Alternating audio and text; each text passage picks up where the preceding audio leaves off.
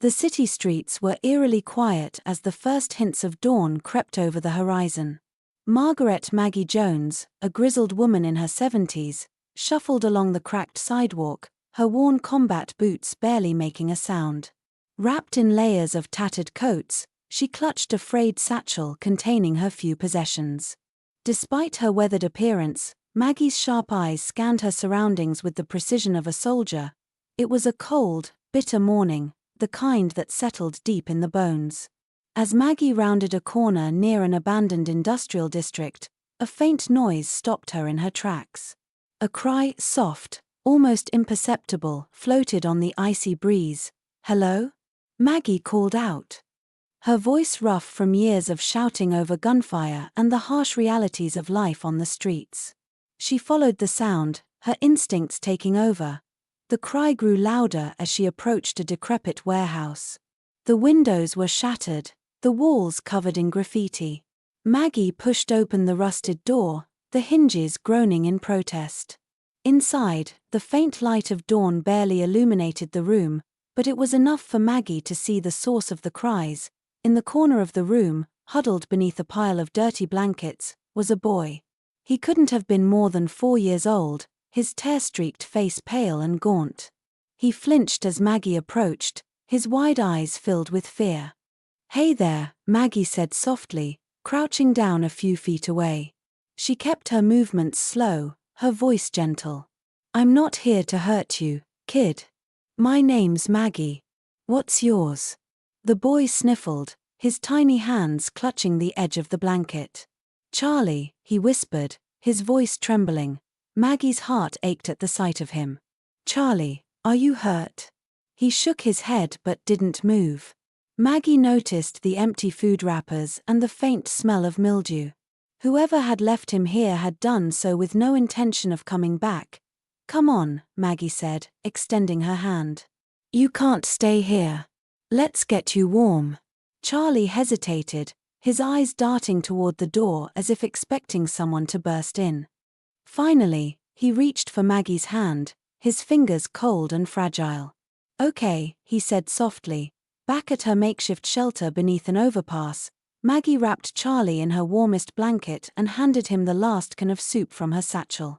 As he ate, she gently asked him questions, piecing together the fragments of his story.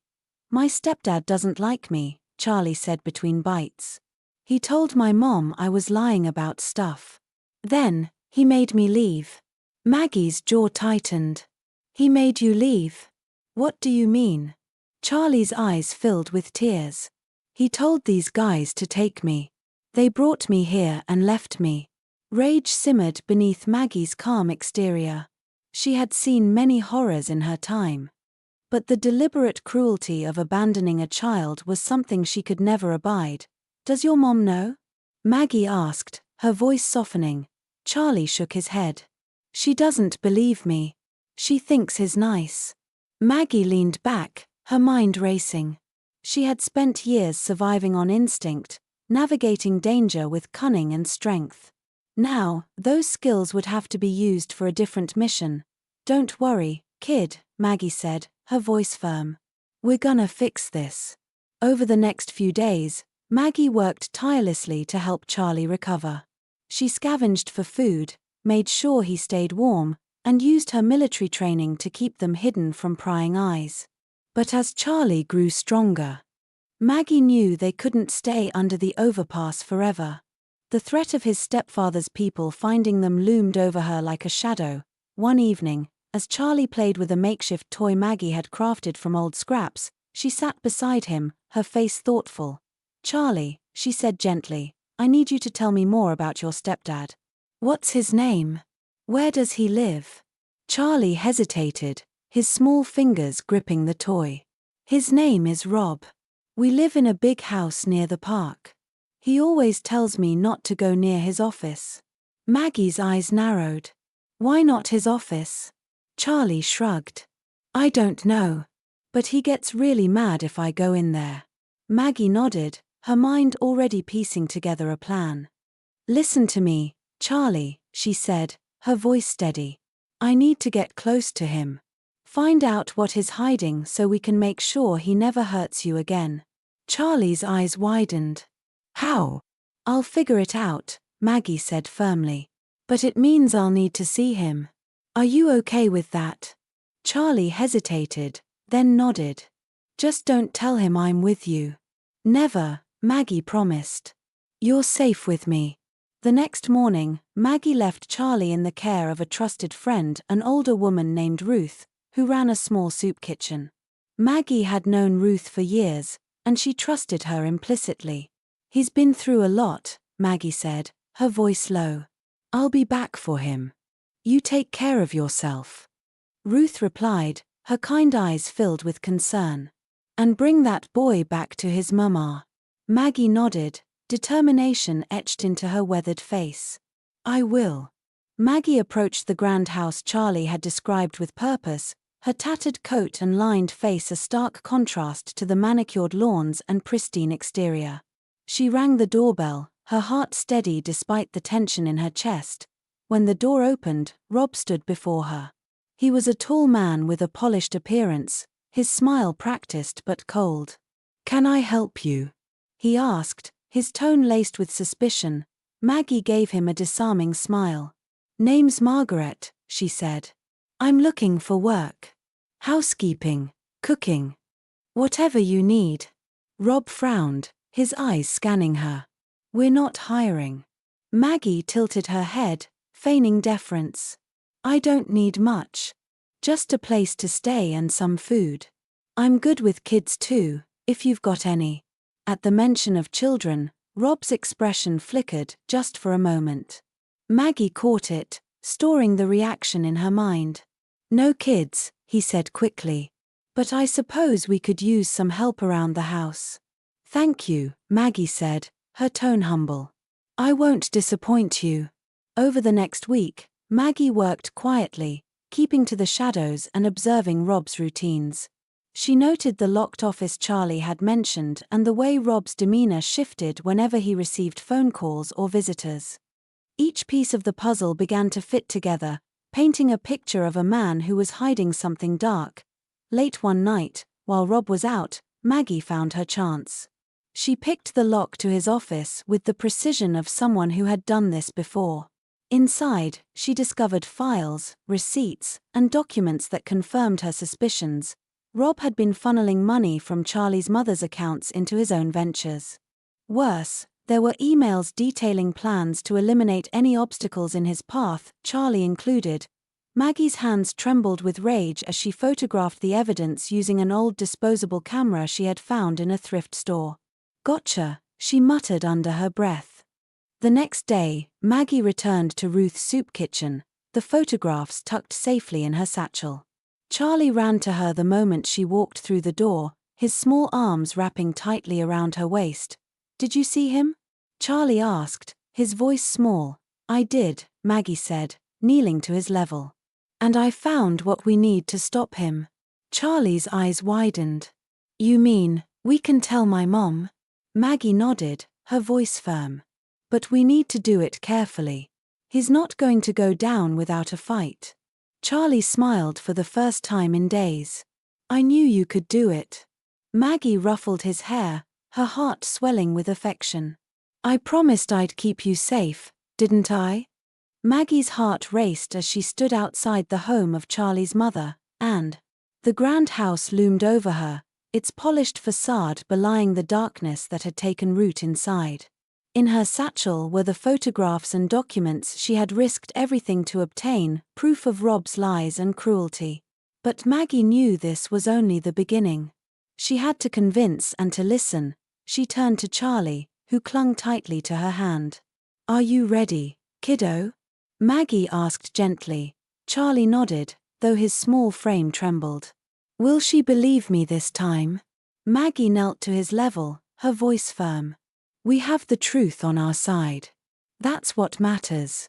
Taking a deep breath, Maggie rang the doorbell. Moments later, the door opened, and appeared.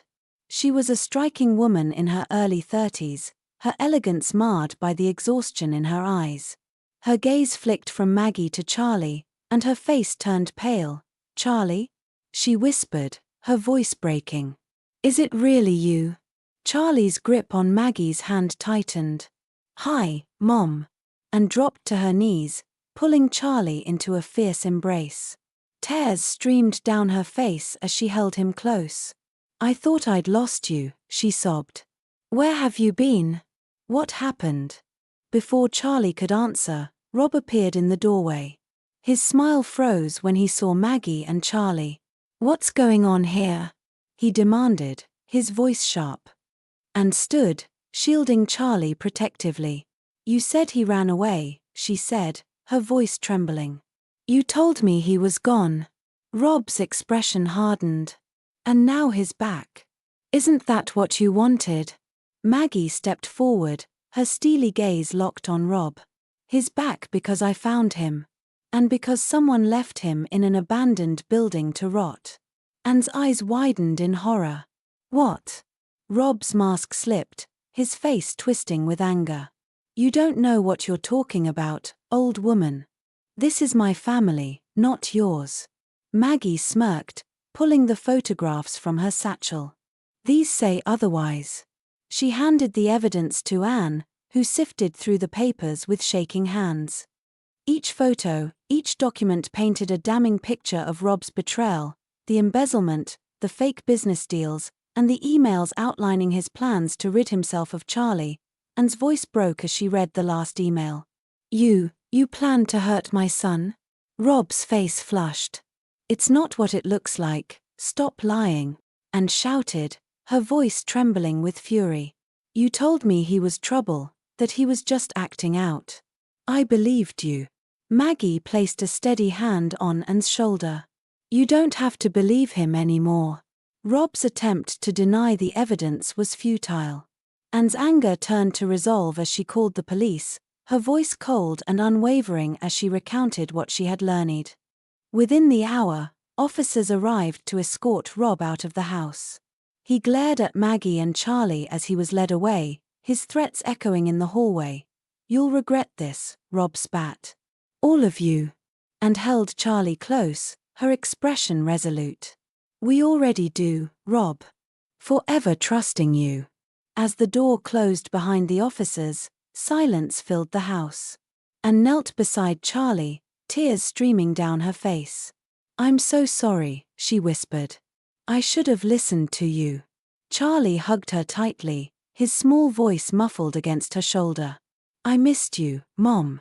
Anne looked up at Maggie, her gratitude evident. Thank you, she said softly. I don't know how to repay you. Maggie waved a hand dismissively. Don't worry about that. Just take care of your boy. That evening, as Maggie prepared to leave, Anne stopped her at the door. You don't have to go, she said. You saved my son. The least I can do is give you a home. Maggie hesitated, her hand resting on the doorknob. She had spent years wandering, unable to imagine staying in one place. But something about Anne's words struck a chord. Maybe for a little while, Maggie said finally. Until you and Charlie are back on your feet. Anne smiled. We'd like that. As the days passed, Maggie settled into her new role as the family's caretaker. She cooked, cleaned, and made sure Charlie felt safe. The house began to feel less like a fortress and more like a home. But Maggie couldn't shake the feeling that something was missing, something she couldn't quite name. That all changed one afternoon, when Maggie stumbled across a dusty box in the attic while cleaning. Inside was a faded photograph of a young woman holding a toddler. Maggie froze, her heart racing as she recognized the face. It was her. Maggie stared at the photograph, her hands trembling. The young woman in the picture, her face so familiar, yet surrounded by a family Maggie had thought she'd lost, was unmistakably her younger self. Holding the photo close, she sank to the floor of the attic, her mind racing. Could it really be her? She whispered to herself. The image was faded but clear enough to show a smiling toddler sitting on the woman's lap, her chubby cheeks and bright eyes radiating joy. Maggie's heart clenched. It had been decades since she had seen her daughter, and after the war, she had assumed she never would again. Downstairs, and was tidying up the kitchen when she heard Maggie's uneven footsteps coming down the stairs. She turned to see the older woman clutching the photograph, her face pale. "Maggie?" and asked, concern etched into her features. "What's wrong?" Maggie held out the photograph, her voice shaking. "Where did you get this?" and took the picture, her brow furrowing. "This? It's from an old box my sister gave me years ago." "Why?" Maggie's breath hitched. "The woman in that photo, it's me.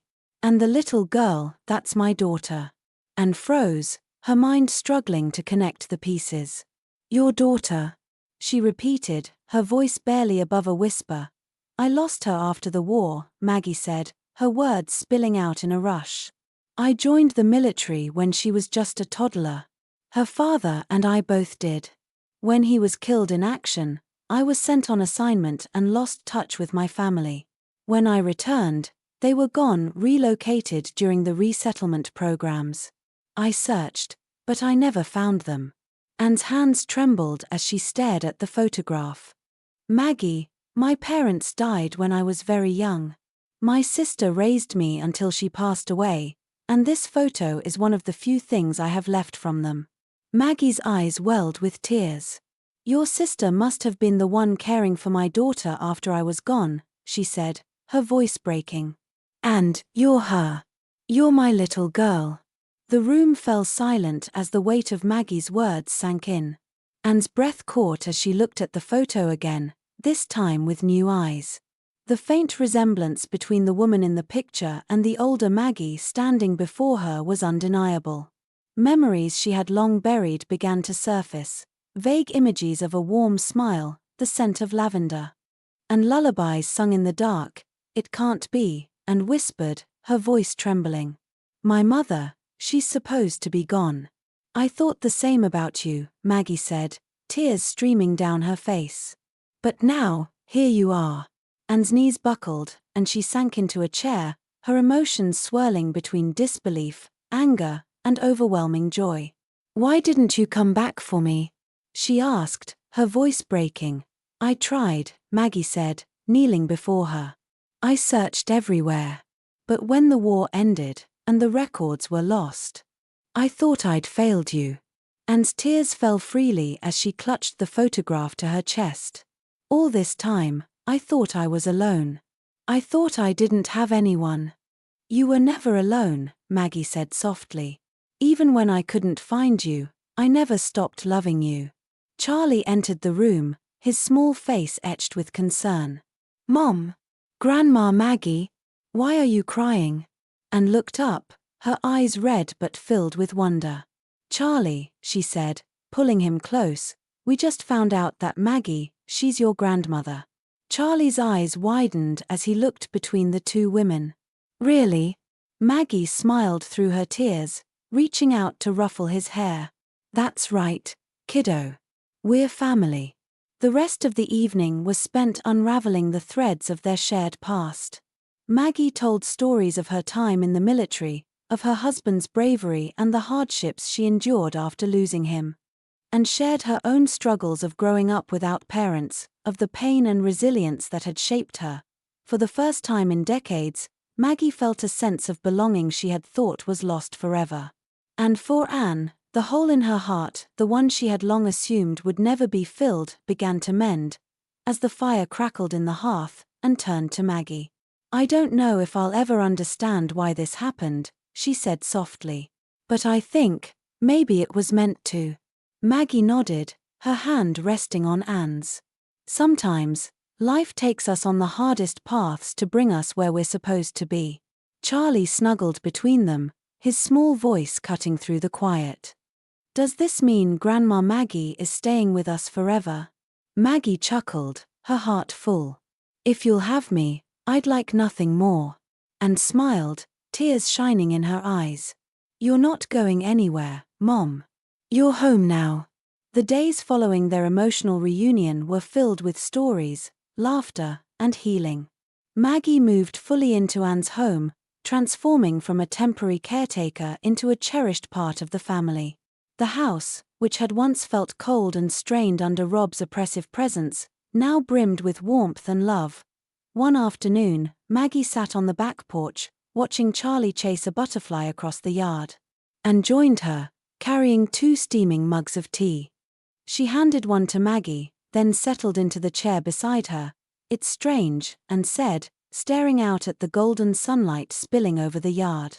"For years, I felt like something was missing, but I couldn't put my finger on it. Now, I know it was you." Maggie smiled, her weathered face softening. "And I spent years searching for something I thought I'd never find. Life's funny like that." Anne's gaze dropped to her tea. "I wish we hadn't lost so much time."